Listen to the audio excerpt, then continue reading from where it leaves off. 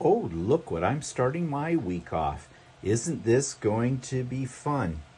Well, at least it's got an orange flavor to it.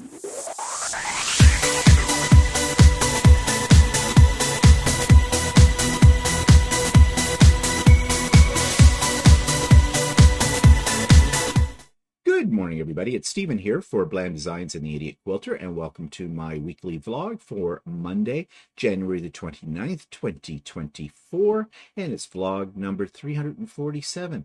And today is the beginning of the purge. Yes, you saw the teaser at the beginning. I'm having a colonoscopy tomorrow, and so I have to prep for it today, and those of you that have had a colonoscopy before know what that's all about. I have my little handy packets of Purjodan. Name says it all, right? And of course, my pills of Dukalax. And I have the instructions and I have certain timings. My watch is set for those when I get to enjoy this whole process. Of course, I can't have anything to eat today, or actually most of tomorrow, because I'm scheduled at 12:45 p.m. For the big event. So yeah, Walter made me some lime jello. I can have jello and I can have clear fluids. And they said I could have Gatorade. I do not like Gatorade. Well, I haven't had it in years. Maybe it's improved. So I got some kind of clear form of Gatorade. And yeah, so here it all goes. Here it all starts. So yeah, just a shitty day, pun intended. Okay, let's get away from that topic and let's talk about what I've been working on. Just give you some glimpses at these because I'll be talking about each one of these projects in much more detail tomorrow on the Idiot Quilter.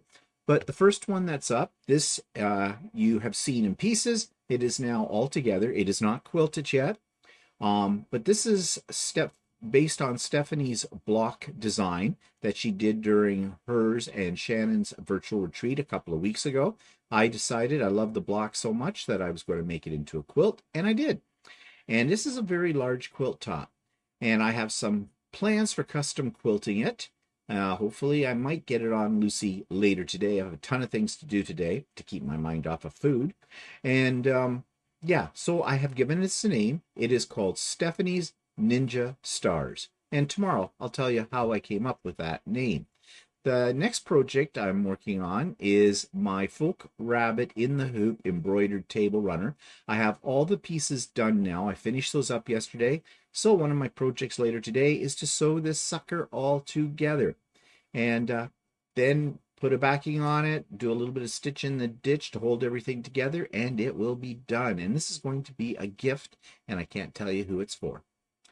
And yesterday, after I got all of those pieces embroidered, I decided to take the, I don't know what you want to call it, test quilt that I was trying out custom quilting on. And I thought, well, the designs are kind of nice on it. Rather than just throw it away, I made it into a couple of bags. So there they are. The bags are kind of done. And they're great little utility bags. And they are lined as well. They only took me like maybe an hour to make the two of them. So yeah, waste not, want not. Okay, so what's that take me to next? Well, the YouTube channel of the week. There have been some rumors running rampant on YouTube that many YouTube creators, many who have been creating and putting up videos for many, many years, like myself, are quitting YouTube. I don't know how true that is. I watched a couple of different videos and I think it was clickbait, quite frankly, because they didn't really talk about anything in really an understandable way, or in a way that would make you think that YouTube creators are quitting. I can't see it happening. There's too many YouTube creators out there that rely upon YouTube's advertising as a form of major revenue for them. And I'm telling you that if you've got 1 million viewers or 1 million subscribers, yeah, you can start racking up the money on that. And there are many that do, and it's a full-time job. I, for one, am not quitting YouTube, although some days with some comments that I get, kind of think I'd like to. But anyways, here's a little preview of that particular one of the videos that I found really, really detailed, but not from the point of view of why YouTube creators are quitting, what it's like to be a YouTube creator. So recently I've come across a series of videos on YouTube which deal with the topic as stated in this one, why so many YouTubers are quitting. I didn't realize there were a lot of creators quitting their channels, and I still don't believe that there really is. I think this might be just a ploy to get more subscribers for various big time YouTube um, creators out there. However, this particular video I found talks a little bit about more so why a YouTube creator might want to quit YouTube, or what it's like to be a YouTube creator. Now, you've heard me talk about it from my point of view, but I thought it might be interesting if you heard it from another person's point of view that has over 3 million, almost 4 million subscribers. So obviously this is somebody who is doing something right to have that kind of subscribership.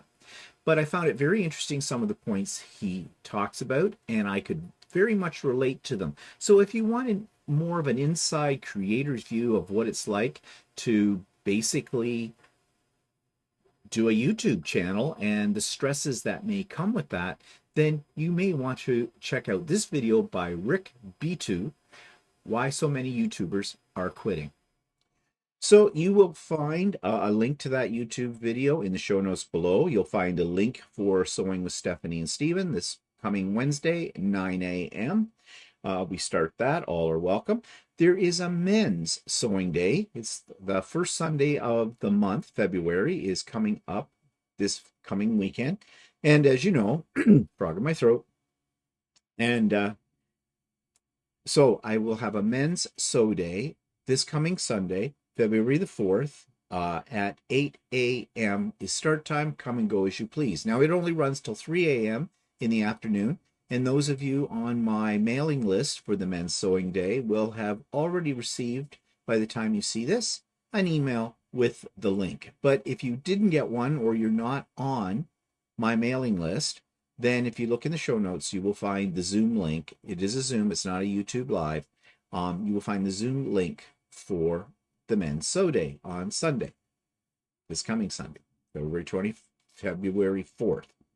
Having a little trouble today. Haven't even started the purge yet.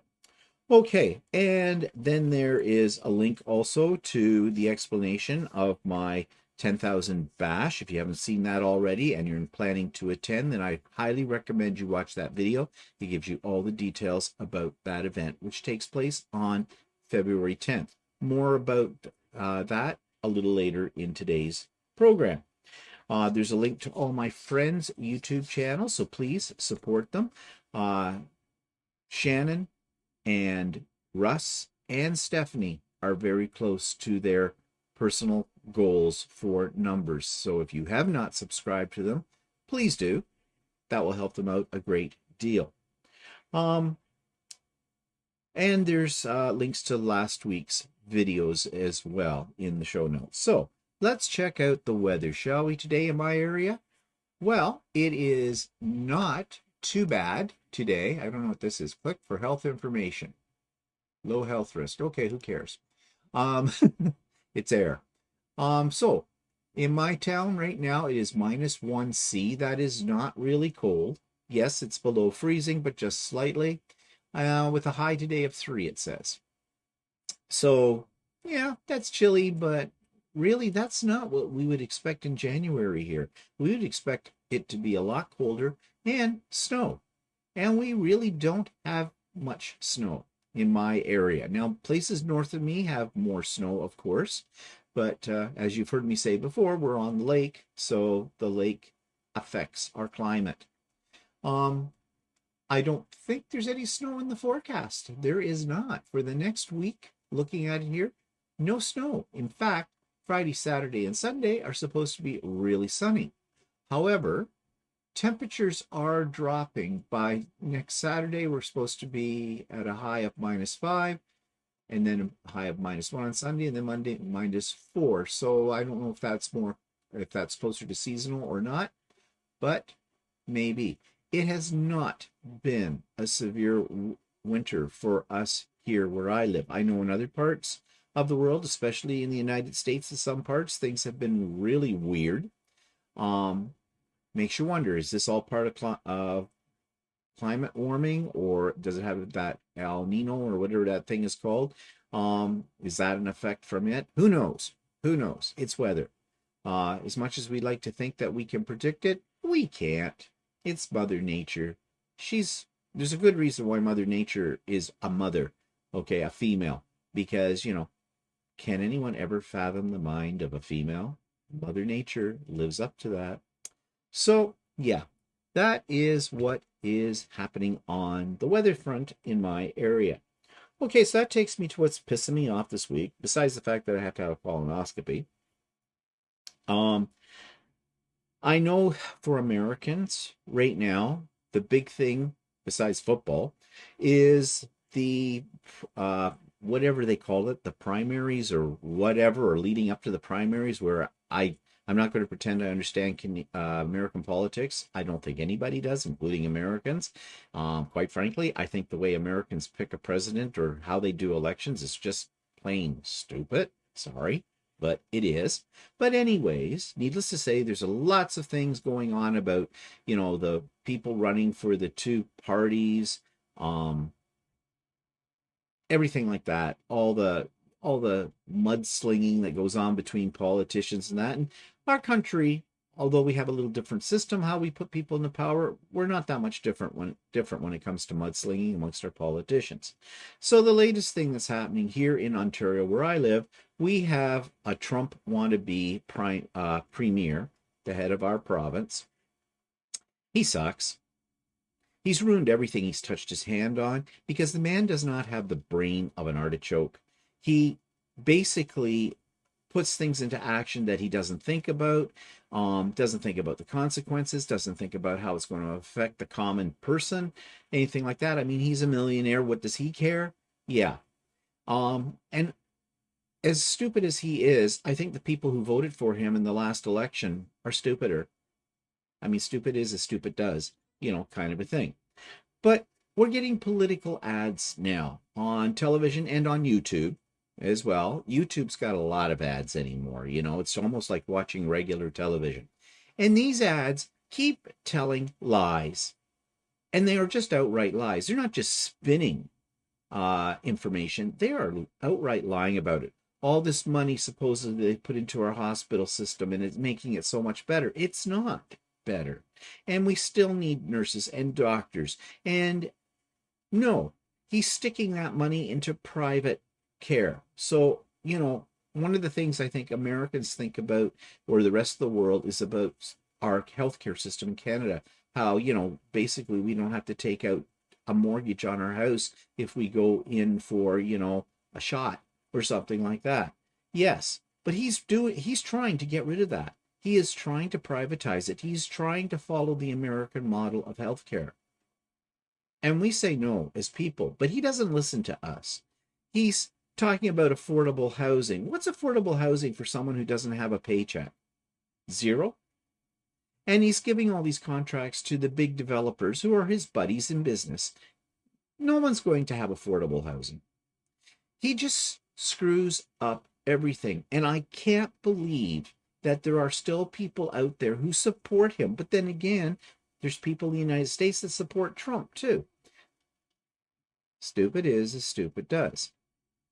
I'm so fed up with these advertisements, though, that are trying to say that this government has been the best government ever, that they have done so much for the people of my province, and they're just gods. No, they are not. I'm hoping when we get around to having the next provincial election, which will not be for a while, that people will have seen the light and do not put this a-hole back into power again. If he gets into power again, all hope is lost. All hope is lost for a system that supports the people it's supposed to support. So what's pissing me off? the lies that are being put out there. And we know there are stupid people who believe what they hear because it's on a screen. I mean, that's how he got into power in the first place. There's a lot of stupid people out there. And you know, those people are probably the ones that really need government support. So they're cutting their own throats when they believe what those ads are saying and use that as their basis for voting politicians into power. Really. The unfortunate thing is, it doesn't only just affect those idiots, it affects all of us. So yeah, there'll be some of you out there that think I'm being a little harsh, that I'm a little tainted, and you're darn right I'm harsh and I'm tainted. I mean, as far as I'm concerned, more people need to be harsh and tainted in order to send a message to these politicians that, hell no, we're not going to take it. Yeah. Okay, moving right along. Let's see. New products. Well, I'm not really a new product, but in the sense that I bought it for myself, but I did buy this for Walter.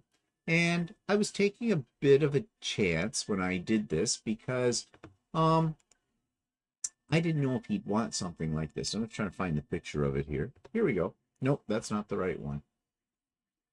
This is what I got. This is what I bought Walter for his birthday. Now, Walter's very difficult, and if you didn't know, and I don't know how you'd miss it because everybody's been sending him birthday greetings, like, constantly in the last few days, which is very nice of you. Makes me jealous. No, it doesn't. Anyways, I said to him, what do you want for your birthday? I don't want anything. Well, I want to get you something for your birthday. Don't get me anything. And don't get me a gift certificate, he says. Okay, fine. Walter and myself, we are both very difficult to buy for because if there's anything we want, we buy it for ourselves. But back about 6 months ago or so, I bought from Temu a device similar to this, and I absolutely love it. What it is a charging station, but it sits on my night stand, my night table, and you put your phone on it, and when you turn your phone landscape mode, you get, it looks like a clock, and you have a different selection of faces that you can put on it. Now, that's something that's built into the iPhone. This is for iPhones. However, it works really well. And it's just a magnetic connection because the new iPhones, that's how they work for charging. And there's also a place on it for your iWatch and for your earbuds. So it's all in one spot, and it all folds right up into a compact little thing, as you can see here in the picture. So, you know, I think it's wonderful. Absolutely wonderful. So I thought, you know, Walter has several wires that he has running out of the wall and sitting on his night table. And, you know, that's where he charges his devices. It's a bit messy. So I thought this might be a good option. However, I kind of anticipated that Walter would say, oh, I don't need one of those.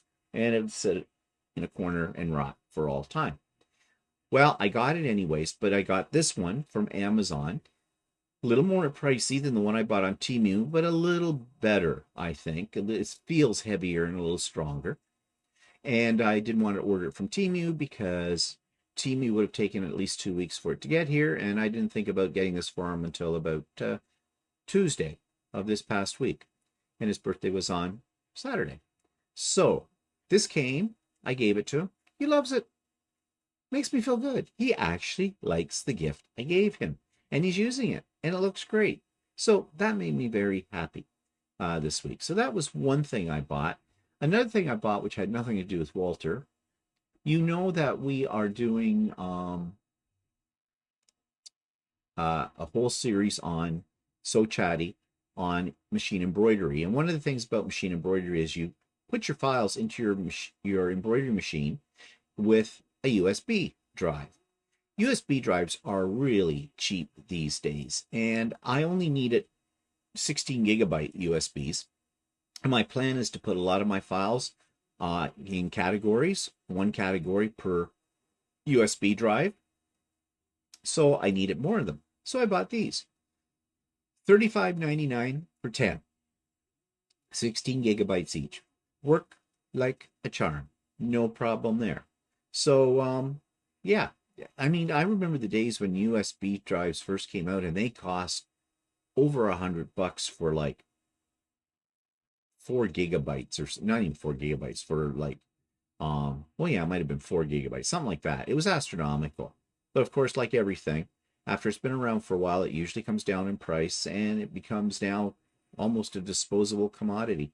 So, yeah. So that's about all that I have bought new this week. Okay. So, what about the grow lights, you say?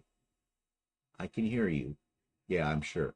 Let me just find my pictures of the grow lights, and here we go. So, um, the grow lights are not doing so well. They look kind of crappy. Where's the picture? Here it is. Okay, this is grow light number one. The lettuce is kind of sad. It's getting a little brown. We've eaten a lot of that lettuce. New stuff's coming up though. Walter planted new stuff. That's these little shoots here. So that's a good thing. But it takes them a while. Wrong way. Get the picture I want. And here's the other one. See, there's some new shoots in this one. This is stuff. Got to harvest that. Eat that this week when I can eat again. And the basil. Basil, need to pull off some of those leaves. Probably should start planting some more basil too. The stalk's getting a little bit thick on here, which, you know, that means that this sucker has probably bloomed a bit, and you don't want it to bloom. It gives the basil a really strong taste to it that you may not find pleasant. And then, of course, this jungle in here. These are down in the forefront here. These are little pepper plants. They're coming, but as I said last week, they take a while. The onions are huge. The onions do really well under grow lights, and the tomatoes are sad. We're thinking we're just going to cut our losses on those and rip them out. Tomatoes under grow lights don't, at least in our setup, don't seem to do that well. I mean, they do. These are just little tomatoes, but they take a long time. And so I think we're going to just yank these up. I think Walter said there were some tomatoes somewhere on here. I don't know where they are. There's flowers. So where there's flowers, there should be tomatoes, but yeah, they're looking sad.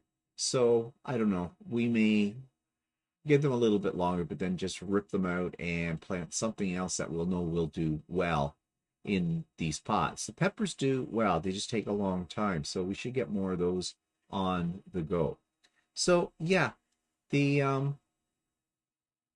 grow lights are looking a little sad, but I have to admit we have been sort of neglecting them too. Um, Me more so than Walter. This is Walter's thing. He does things with all these plants. I just eat them. So yeah, I'm sure you think I don't do anything. If I didn't have Walter, I'd be useless. Okay, let's move on, shall we? Um, let's talk about 3D Corner. Do I have anything to show you? No, because I'm still working on stuff for Georgia, and they're coming along nicely, but these things that I make take several days for each one. So yeah, that's why I'm starting in January for something in December. However, I do have a problem with one of the printers. It's finally time for me to do some refurbishing of it. You have to do this every little while. Means that I think my hot end, as they call it, the part that gets really hot, melts the plastic and the filament and everything, it's given me major problems. I've replaced the nozzle. That sometimes helps. No, I've cut back the Bowden tube that you feed the filament through, because that does eventually break down. No, I think the whole thing needs to be replaced, the hot end. I do have a spare one. Keep them on hand. They're not really expensive. I think they cost you about $30. And so after I'm finished this today, I'm going to go and yank the old one off, put the new one on, get it up and running. So yeah, that's all I can say about the 3D printing right now. Let's see. Okay, that takes me to Blasts from the Past trips. And this is the third part of the Victor Harbor in Australia part of the trip. This is the end of the Victor Harbor one, and then next week we'll move on to something new. So here's Victor Harbor, part 3. Okay, so this is downtown, or the town center of... Well, we haven't gotten there yet. Oh, we haven't got there yet? Oh, well, this is not quite the downtown center yet, Victoria Harbor, or Victor Harbor. Yeah, so... Victor Victoria. Yeah, Victor Victoria, whatever. Well, I'll just hold off and take some more video when I come to the main end. So this is the downtown part of Victor Harbor. Little shops and restaurants and things like that.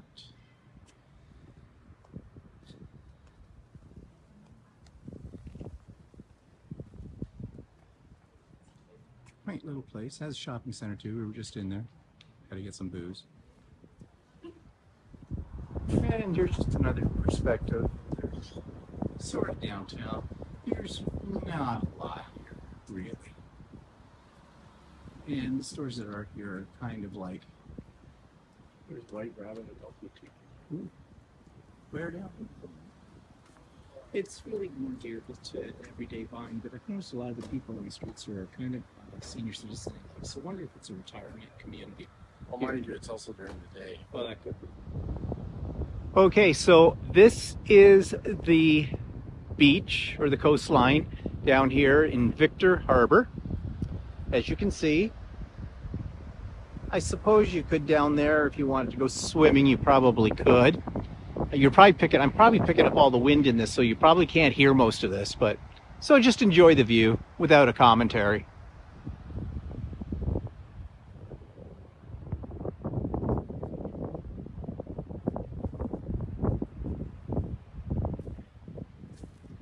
Smells fishy.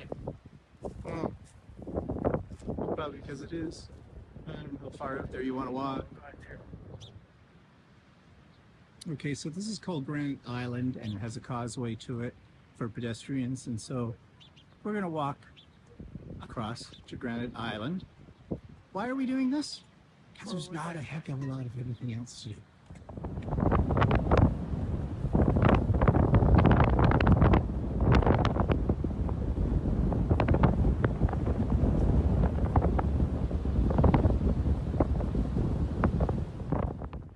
And here's a little closer look near the end of the causeway to Granite Rock, or Granite Island. Was it rock or island? Granite Island.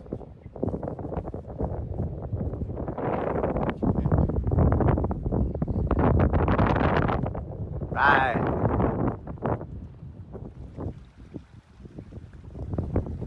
Tide comes in, tide goes out. Tide comes in, tide goes out. I have no idea when the tide's coming in or going out.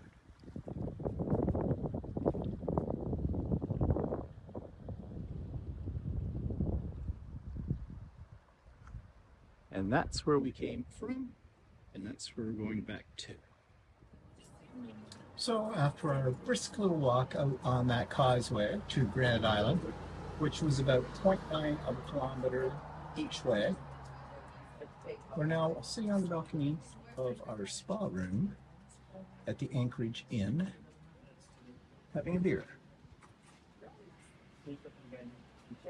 And then later, it's Dingens.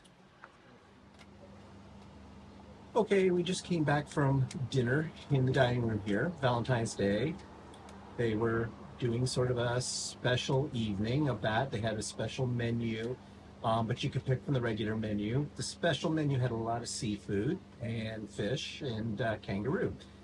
We did not have the kangaroo because I have no idea what they would have charged for the kangaroo. But from what we're seeing here is kangaroo is, I think, an acquired taste, to be quite frank about it.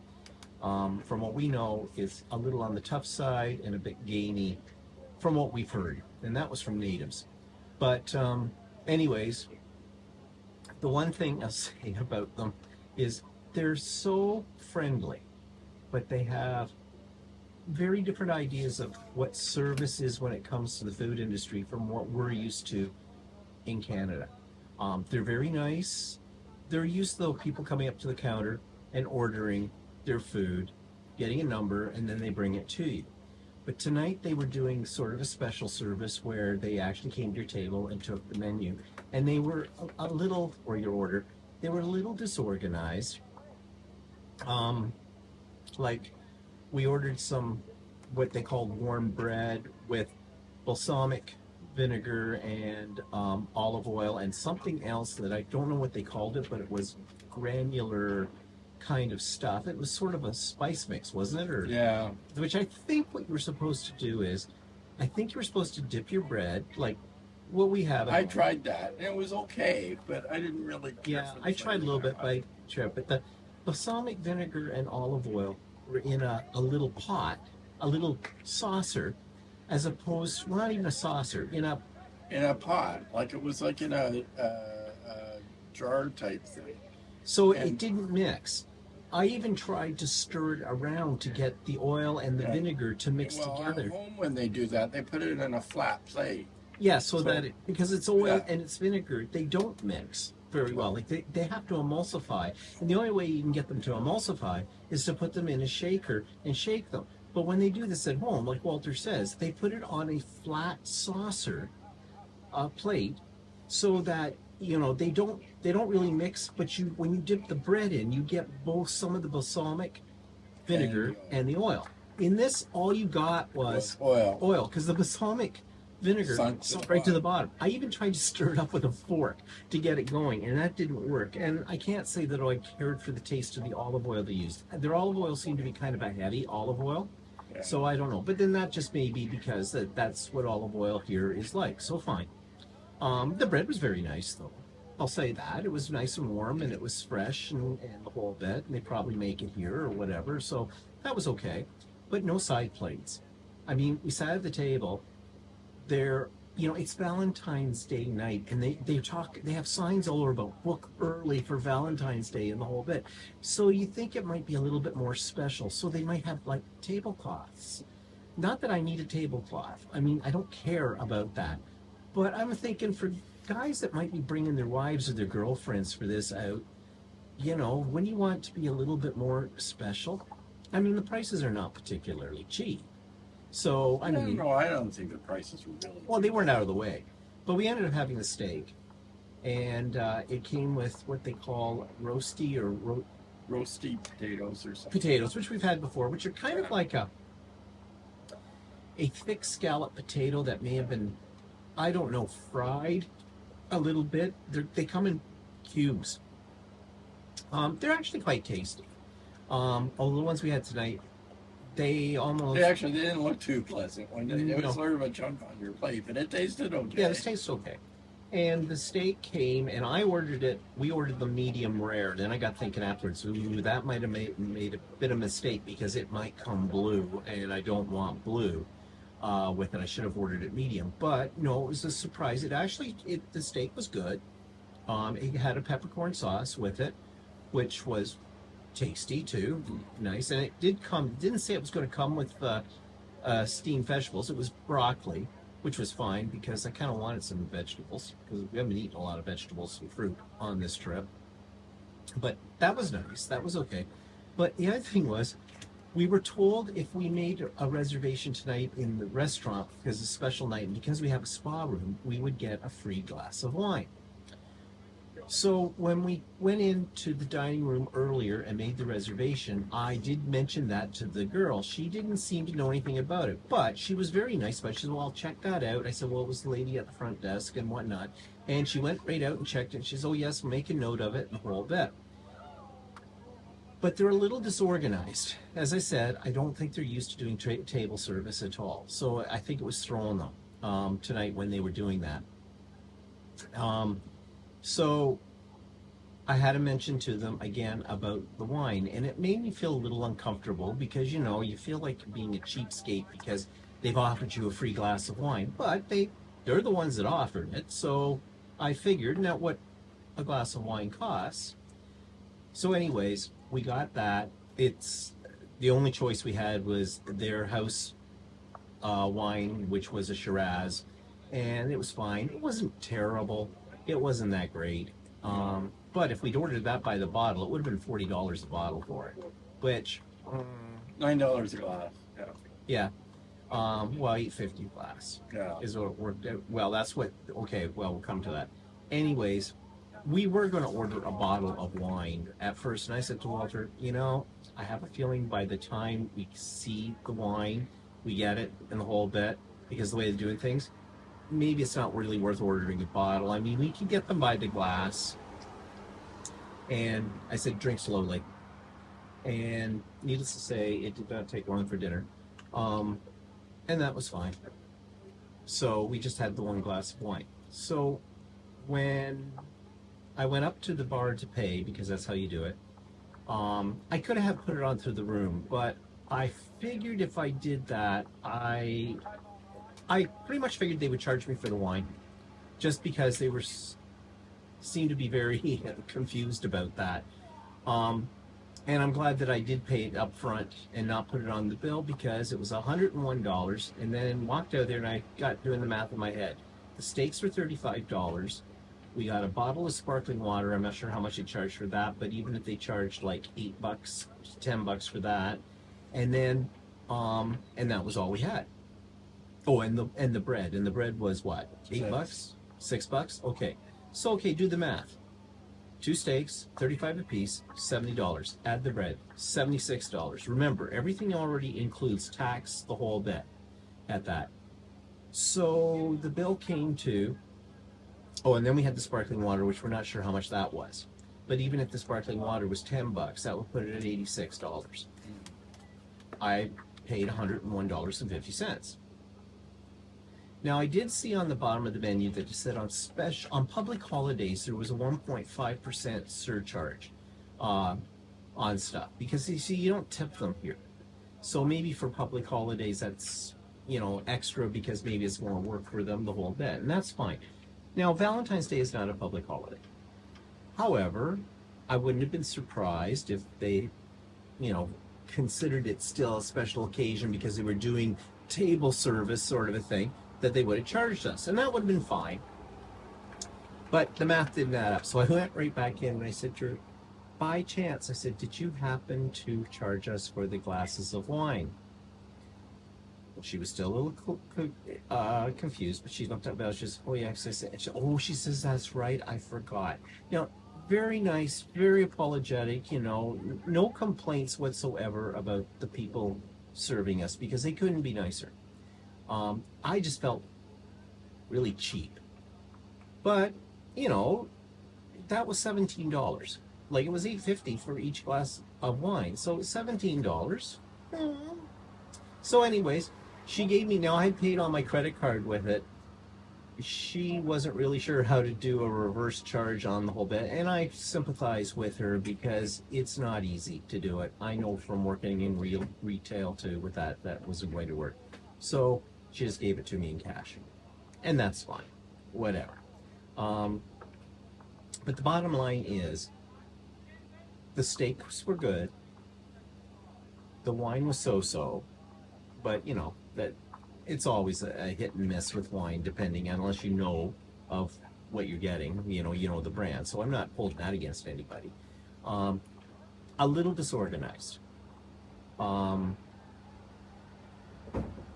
Like I've always said, the Australians are wonderful people, but they're just a little rough around the edges with it all. So I don't know. Walter said it must shock them or something if they ever come to our country. I wonder how he said, wonders how they cope. Like, because we do things so differently from that. It must put them right off. Of course, it'll probably put them off when they find out see the prices in a menu. And then you get a and then they get a bill and go, and then they still expect the tip. Yeah, so that must be a shocker to their system too, as well. But anyways, it is what it is. Not the worst I ever had, not the best. It was a lot better than that Best Western we stayed in 2 nights ago. Yeah. That food was crap. That food was awful. Yeah. So anyways, just a word of advice to friends out there who are, you know, in North America.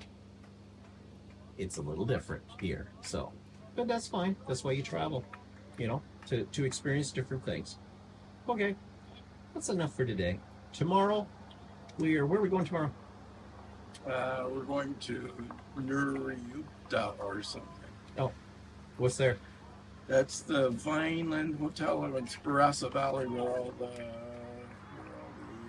Oh, the wines. wineries are. Yeah. So now we'll get to taste some other different wines and see what that's all about. So, anyways, so yes, this is wine. It's in a tumbler. Don't ask. Cheers. So that takes me to two events in the past week. I'm going to start on a very somber note here. I got notified by several of my subscribers that one of the people that she's a YouTube creator, her name is Marne, Marne and Jim, husband and wife team. I interviewed them about a year ago, if you remember, or maybe you don't. Lovely people. They live, I'm not sure exactly where they live in the United States, but Marnie's kind of unique because Marnie had an accident, a very serious accident when she was a small child that caused her to lose one of her arms. And yet she is a brilliant quilter. And it's just fascinating because she has some videos on her channel, which is called Marnie's Country Farmhouse, um, showing how she copes with that and copes very, very, very well and does very beautiful work. And she runs a business, a long arming business out of her home. And it is a substantial part of their income, I believe. And they've just had a disaster. They had a house fire and their house was burnt to the ground. She lost everything. They lost everything. They lost a pet as well. They're fine. I don't know how the fire started because I haven't heard anything about that. But I mean, her sewing equipment and everything, her livelihood basically went up in flames.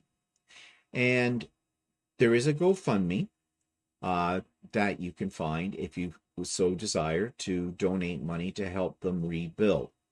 There's a video, and it's called, actually, the video is entitled, I think it was made by a friend for them, and it's in my show notes, and it's called Tilda. Let me just find it here. Um, Tilda Tractor Quilt Update. And in that video, which I said I have linked in my show notes, you can see the devastation. They're standing on what's left of their house. It is sad. It's very sad. Um, I went to the GoFundMe. I did donate some money because at first I thought, well, I don't know these people. I mean, I would not call them my friends. I have interviewed them. They're delightful. I check out their channel, and on a not on a regular basis, not always, but occasionally. And then I saw it's GoFundMe. It's in U.S. funds, of course, and everything. And I don't know, is GoFundMe secure when you send money? They do have a PayPal, so I hesitated. But then I thought, how would I feel if something like this happened to me tomorrow and I lost all of my equipment? And I don't do it for a business, but nevertheless, I can only imagine, and that's all I can do is imagine how horrible that would make you feel. So I thought, I can't afford to give them a lot of money, but every little bit helps. So I did. I donated to the GoFundMe. Because she's a fellow quilter.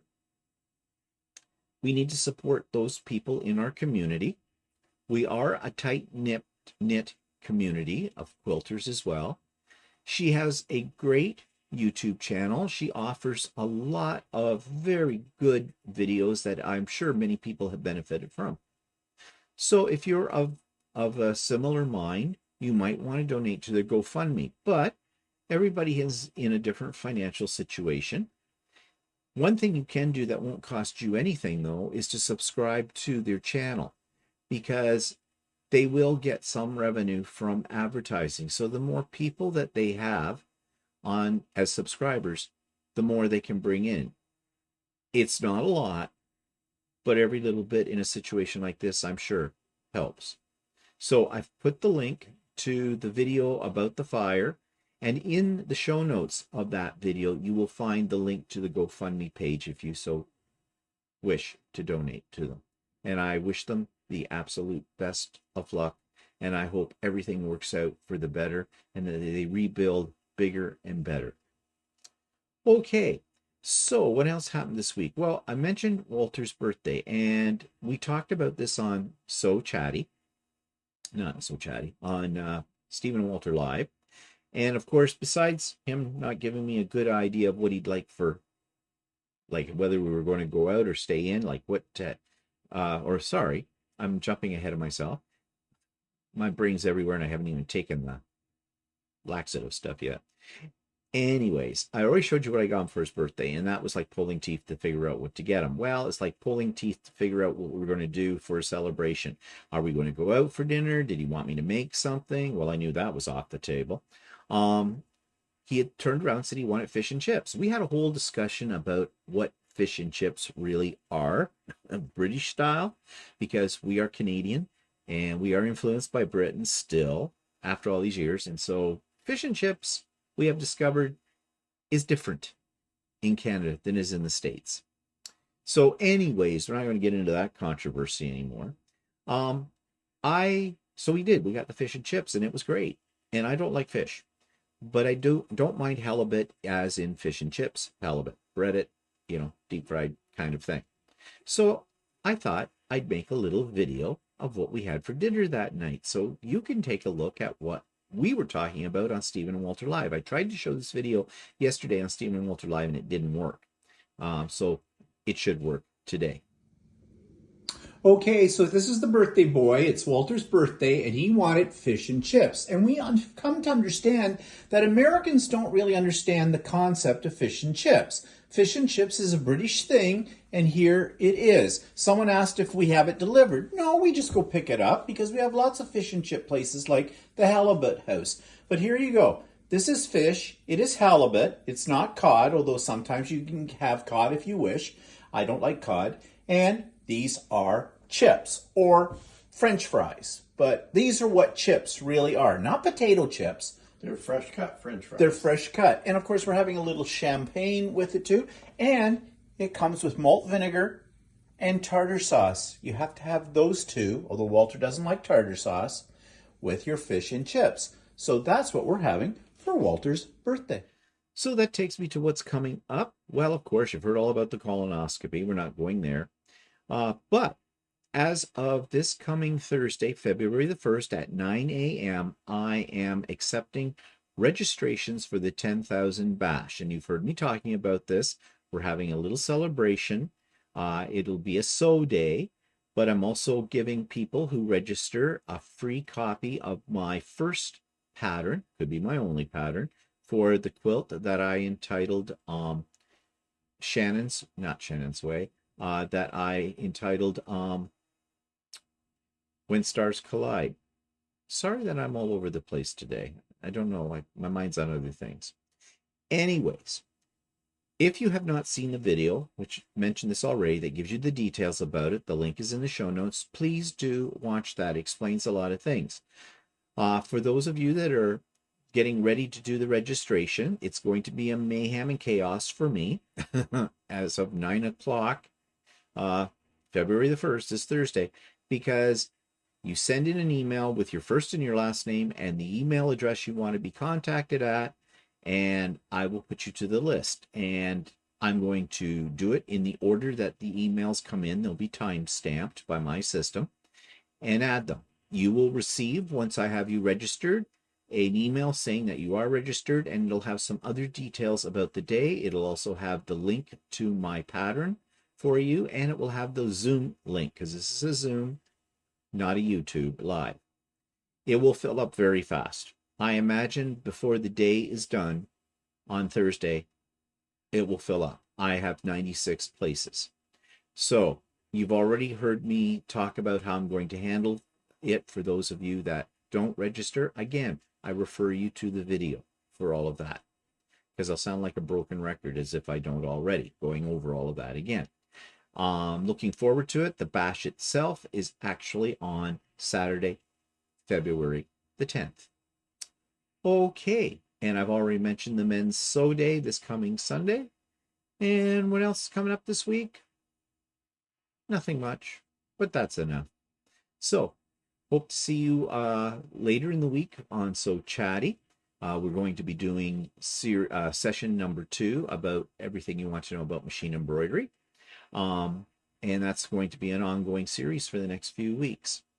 And yesterday on Stephen and Walter Live, we went through what we are going to be talking about in each session as well. So if you haven't seen Stephen and Walter Live yet, the replay, check it out. Okay, so that's it. So I hope you have a great week. Mine's going to start out shitty, but hopefully by the end of the week, that'll be just a bad memory.